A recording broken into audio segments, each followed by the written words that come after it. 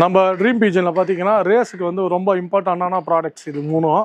இது பார்த்தீங்கன்னா மூணுமே 500 கிராம்ஸில் வருது. இது பார்த்தீங்கன்னா கார்போஎக்ஸ் எனர்ஜிக்காக ரேஸுக்கு முன்னாடி நீங்கள் ஒரு 3 டேஸ் வைக்கணும். அந்த ரேஸ் வீக்கில் 3 டேஸ் கொடுக்கணும்.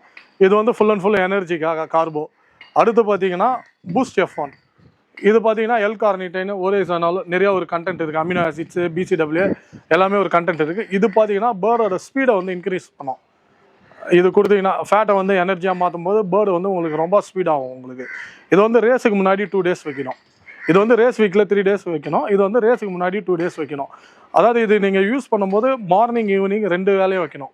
இப்போ வந்து நிறையா பேர் என்ன பண்ணுவாங்கன்னா, இப்போ தேர்ஸ்டே ஃப்ரைடே வைக்கணும்னா மார்னிங் மட்டும் தான் வைப்பாங்க, அப்படின்னா ஈவினிங் மட்டும் தான் வைப்பாங்க. காலைல ஈவினிங் 2 ட்ரிப்பும் கொடுத்தா தான் நமக்கு வந்து ஒரு பெஸ்ட்டு ரிசல்ட் இருக்கும். அதுக்கப்புறம் வந்து ரேஸ் போயிட்டு வந்தோடனே இது 2 to 3 டேஸ் இது கொடுக்கணும். இது வந்து ரெக்கவரி. ஏன்னா இப்போ வந்த பேர்டு வந்து ரெக்கவரி பண்ணால் தான் நம்ம அடுத்த ரேஸ்க்கு வந்து அந்த பேர்டை வந்து பார்ட்டிசிபேட் பண்ண முடியும்.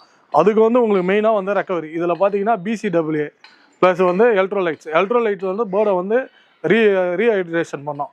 ஹைட்ரேட் ஆன பேர்ட்ஸ் ஃபாஸ்ட்டாக உங்களுக்கு வந்து ஹைட்ரேட் ஆகிடும். BCAA வந்து ரிப்பேர் ஆன மசில்ஸ் எல்லாத்தையும் வந்து உங்களுக்கு சரி பண்ணோம். இது பார்த்தீங்கன்னா ஒன்று வந்து 800. இது 3 ப்ராடக்ட்ஸ் ஆஃப் kg.